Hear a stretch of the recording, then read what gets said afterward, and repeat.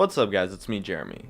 Just before we start, I want to announce my 100,000 subscriber giveaway real quick. I'll be giving away a Razer Carcarius and a Razer Naga, as well as 8 $10 RP cards. The giveaway will be hosted on my Facebook page over at facebook.com/gamingcurios, and there's going to be a post, and to enter all you have to do is like the page, like the post, and then share the post as well. Doing all three will enter you in, and I'll randomly select winners next week. Anyways, this is a video about poke lanes. Let's get started.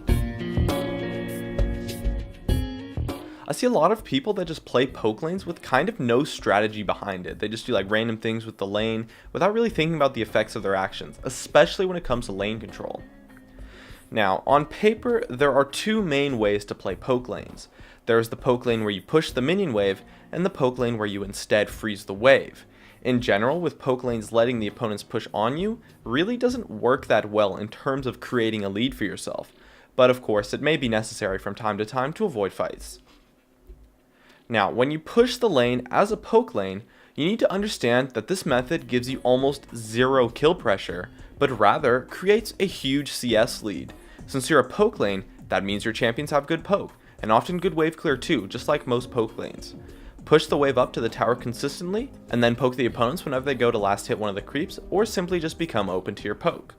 You can create a health advantage this way, and then use that health advantage to snowball into a CS advantage. This works especially well at kind of gold and below, I would say, since those players don't really have the mechanics to CS under the tower properly. The opponents will not be able to fight due to the huge minion wave, which will result in a pretty massive CS lead for yourself. The opponents will not be able to fight you due to the huge wave, as long as you back off once the wave gets small. In between waves is their chance to fight back on you when you play this way, so you will have to subside your pressure until you have a minion advantage once again, which, with fast pushing, can last for up to 2 to 3 waves or so.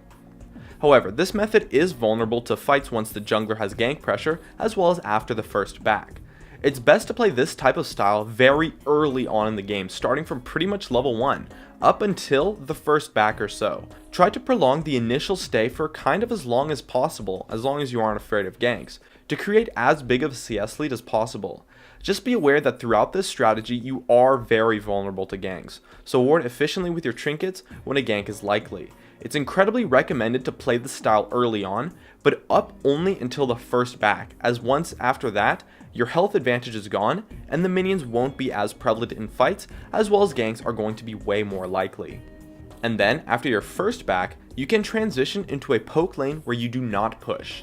If you played the first phase of the poke lane properly and did not die to ganks, you should now have an item advantage due to your early CS advantage.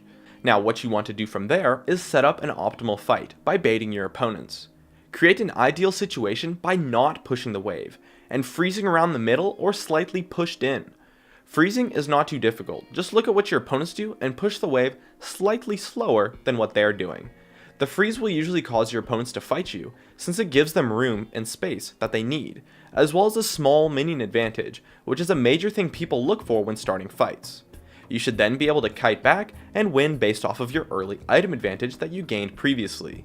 If your opponents realize how big their disadvantage really is, you can then freeze and zone.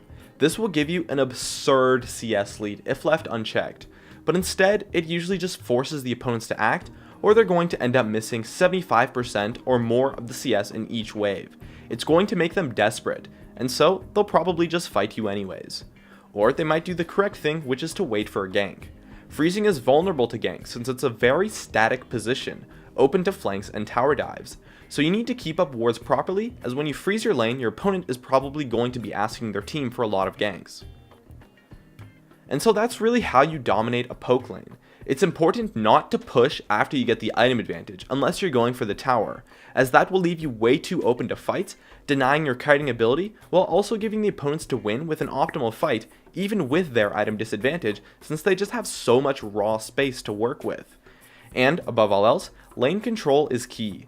Minions are what you use to control the flow of the game, so know what to do with them and when. My name is Jeremy, and that's it for my video on the poke lanes. If you enjoyed this video, feel free to check out some of my others on the screen right now, or stay connected at facebook.com/gamingcurios. Drop a like, share this video, and make sure to subscribe for some more awesome content in the future. And as always, thank you so much for watching, and I'll see you guys next time.